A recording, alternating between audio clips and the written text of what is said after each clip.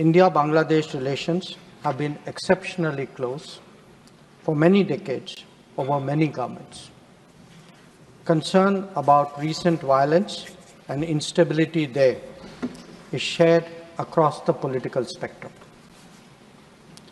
Since the election in January 2024, there has been considerable tension, deep divides, and growing polarization in Bangladesh politics.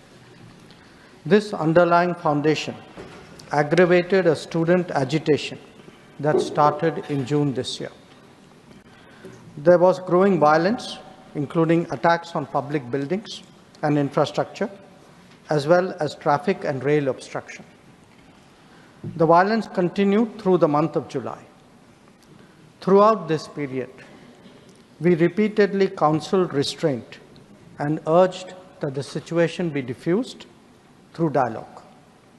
Similar urgings were made to various political forces with whom we were in touch. So, despite the Supreme Court judgment on 21 July, there was no let-up in the public agitation. Various decisions and actions taken thereafter only exacerbated the situation. The agitation at this stage coalesced around a one-point agenda, that is that the Prime Minister, Sheikh Hasina, should step down. On 4th August, events took a very serious turn. Attacks on the police, including police stations and government installations, intensified even as overall levels of violence greatly escalated.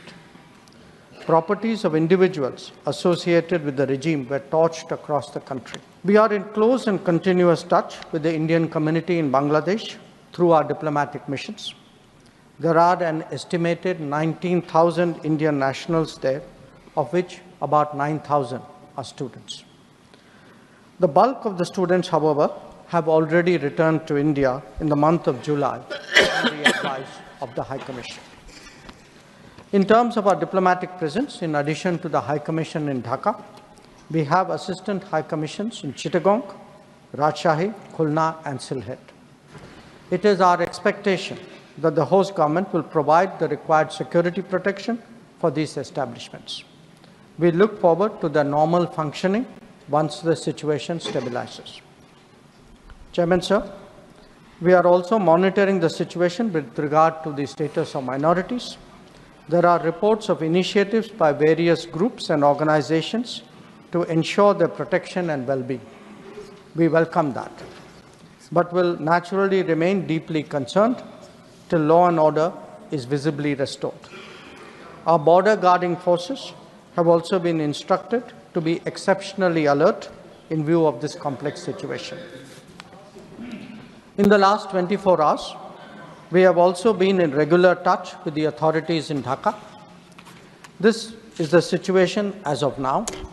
I seek the understanding and support of the House in regard to sensitive issues regarding an important neighbor on which there has always been strong national consensus.